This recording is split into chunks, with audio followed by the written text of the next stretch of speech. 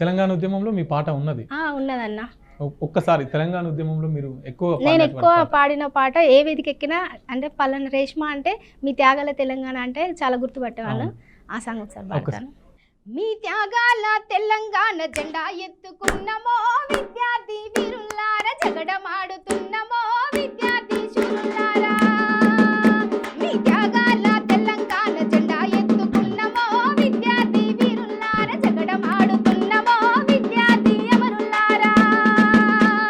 అలుకు జల్లి ముగ్గు వెడితే సుఖాలయ్యి సుసినట్టు, ముసురుకున్న మబ్బు కరిగి సినుకులయ్యి రాలినట్టు, పట్టాసేల కాపు గాసి ఇంటి గుండలుడికినట్టు చల్ అరే సతీదిని పోతరా విద్యార్థి వీరుల్లారా, చదువు చెప్పి పోతరా విద్యార్థి అమరుల్లారా.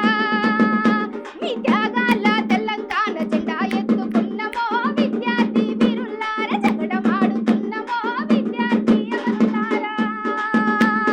పల్లె నిడిసి పట్నం వెళ్ళి పట్టాల చదువు చదివి పుస్తకాల పురుగులై చరిత్రనే తెలుసుకొని ఆంధ్ర వలస వ్యవస్థలో అవస్థలు తొలగవని చల్ అరే అలజడి సృష్టిరా విద్యార్థి వీరుల్లారా, కీరవ్వలైతిరా విద్యార్థి శూరుల్లారా.